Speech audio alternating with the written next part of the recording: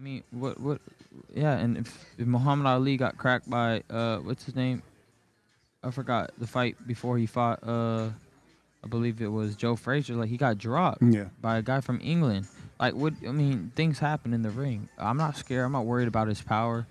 If you catch me, you catch me. If you don't, you don't. You know what I mean? Things.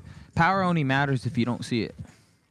At the end of the day, you know, if I'm seeing his punches, they're not gonna hurt. I mean, yeah, they'll hurt, but they're not gonna hurt. Like you get knocked out by the shot you don't see. That's what people don't understand. I knock out people not because I have the strongest punch, and it's the sneaky punch that knocks you out.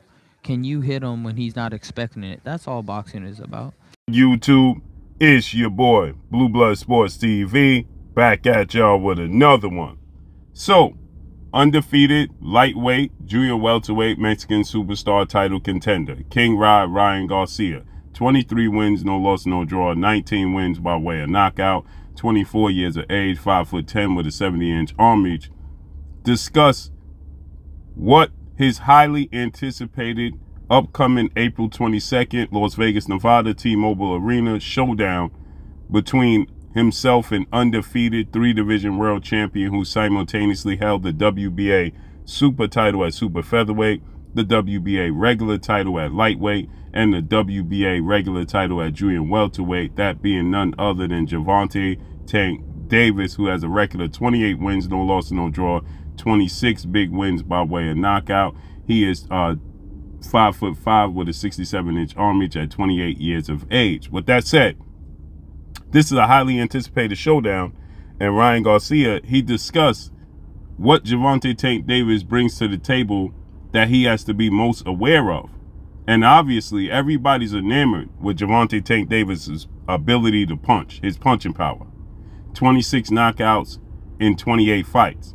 The one notable fight that he didn't get a knockout in was his fight a few fights ago when he fought Isaac Pitbull Cruz in Los Angeles, California at the now Crypto Arena, formerly known as the Staples Center, where he went to a 12-round unanimous decision in favor of in favor of Gervonta Tank Davis. Now, it was reported that Gervonta Tank Davis, he injured his hand in about the 5th or 6th round, halfway point of the fight, and that being his left hand, and he had to, make adjustments. I thought it was a beautiful boxing performance on the part of Gervonta Tank Davis, using lateral movement, fighting on the back foot, fighting aggressive, using angles, using foot speed, using foot movement. I thought that was one of his best performances, but many people thought that he was exposed for not knocking out Isaac Pitbull Cruz. Nonetheless, he got the victory. And Ryan Garcia is saying that Gervonta Tank Davis' punching power is going to be a non-factor, because unless he gets hit with a punch he don't see, then he'll be able to absorb Gervonta Tank Davis's punching power and withstand it and go the distance if need be. But he feels like, obviously, he's confident he's going to win the fight. So he says that speed equals power. It's not the fact that he himself, who has 23 total fights but 19 knockouts, so he's only 4 of his fights went the distance. And he says it's his speed that equals his power. And because most people don't see his hand speed, his blurring hand speed, his blazing fast hand speed, then he gets these knockouts. He says the punch that hurts you the most is the one you don't see. And that's true. The punch that hurts you the most is the one that you don't see. But in this case, Gervonta Tank Davis, he packs the total package. Gervonta Tank Davis, he packs hand speed and he packs a major punch, right? So he has the total package. It don't always look like in his delivery that he uses his hand speed depending upon the opponent, right? And Isaac Pitbull Cruz, he did see Gervonta Tank Davis's punches coming. But you have to keep in mind that in the fight against Isaac Pitbull Cruz, Gervonta Tank Davis was in an unfamiliar position, where Gervonta Tank Davis was finally in a position where he was the bigger guy. He is 5'5" with a 67-inch arm reach and a southpaw. But he was facing Isaac Pitbull Cruz, who's an orthodox fighter, but he stands at 5'3", 5'4" at best, with a 63-inch arm reach. That's something Gervonta Tank Davis is not accustomed to dealing with.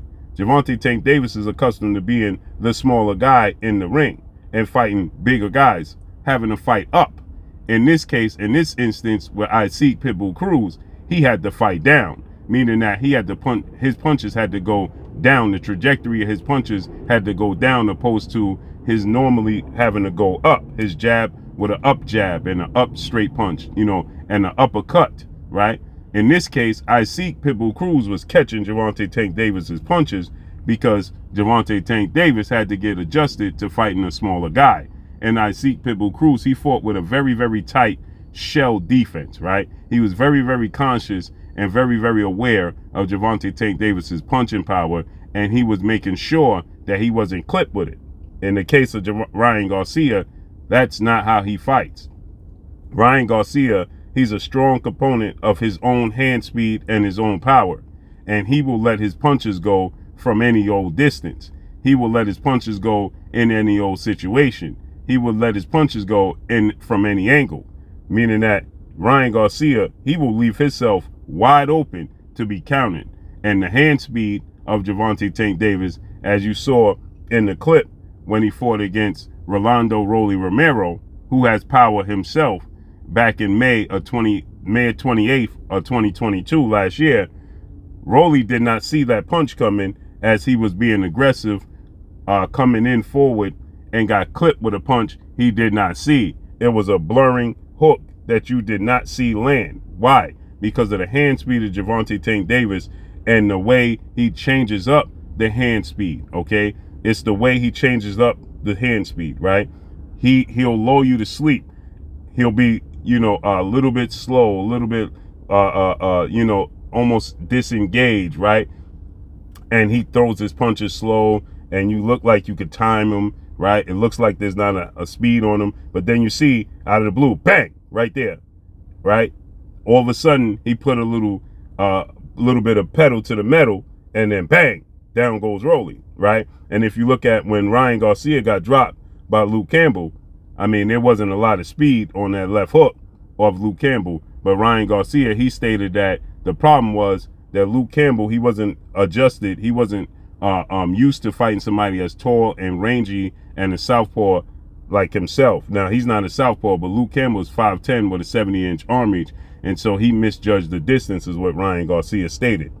So he says that he's not worried, and Tank Davis' power won't have an effect unless it's just a punch he simply doesn't see. Well, that's all I got for y'all. Drop a comment in the comment section. Let me know what y'all think. Is Gervonta Tank Davis' punching power going to be a major factor? Let me know.